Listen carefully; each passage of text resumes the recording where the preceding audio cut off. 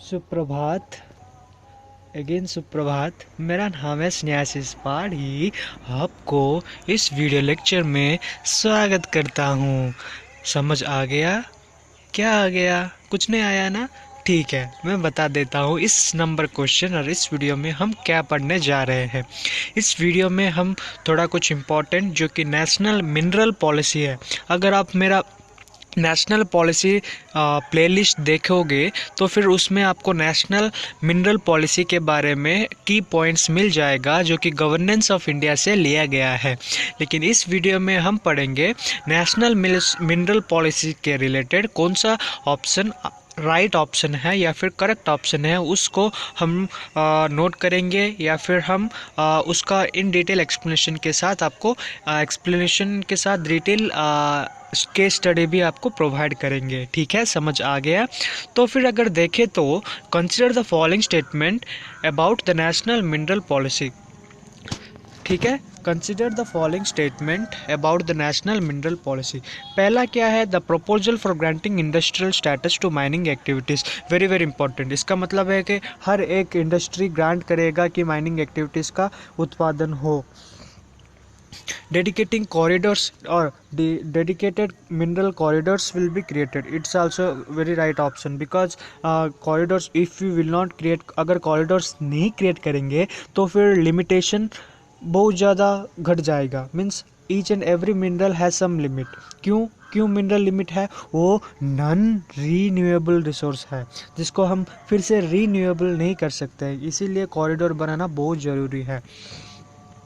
Merge and acquisition of mineral entities and transfer mining seas would be encouraged। इसका मतलब है कि merging and acquisition mining entities and transfer mining seas, इसका मतलब है कि हर एक मिनरल को यूटिलाइजेशन बहुत अच्छी तरह होना चाहिए। और दूसरी बात यही है कि mining cease and to be encourage, इसका मतलब है कि हर एक माइनिंग सीज जो भी होता है उसको एनकरेज करना है। अगर माइनिंग अगर उसमें रिसोर्स प्रोविजन होता है तो फिर उनका माइनिंग भी करना ज़रूरी है। वही थर्ड नंबर ऑप्शन में कहलाता है या फिर एक्विजिशन भी कहलाता है।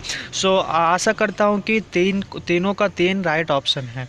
Let's see what will be the option for the above question.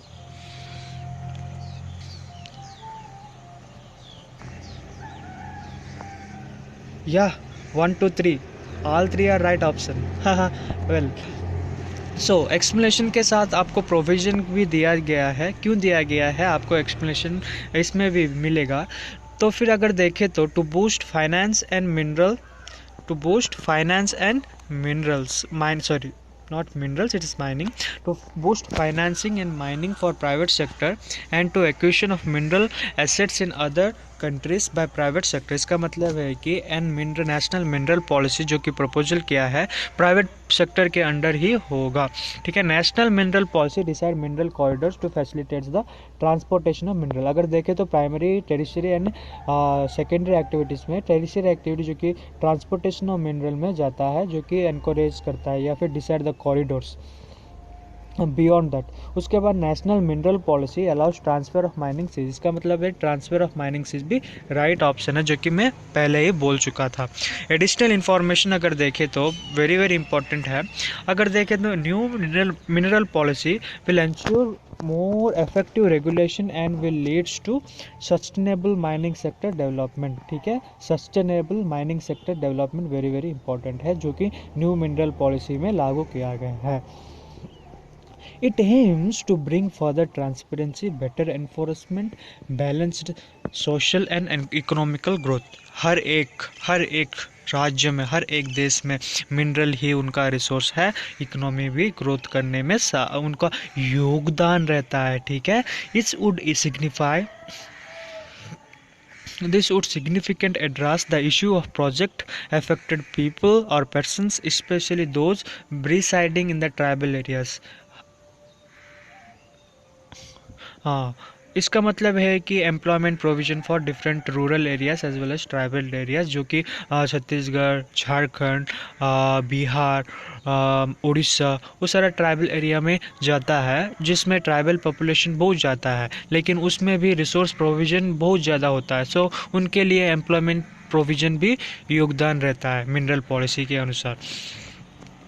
Besides the policy aims to, कौन कौन सा एम्स है? easy merge acquisition of mining entities, attract private sector participation in exploration, allow transfer of mining siege and create decides mineral corridor, जो कि हम पहले ही discuss कर चुके हैं। आशा करता हूँ कि आपको इस वीडियो में समझ आ गया है डिफरेंट पॉलिसीज़ क्या है नेशनल पॉलिसी और मिनरल पॉलिसी में। धन्यवाद।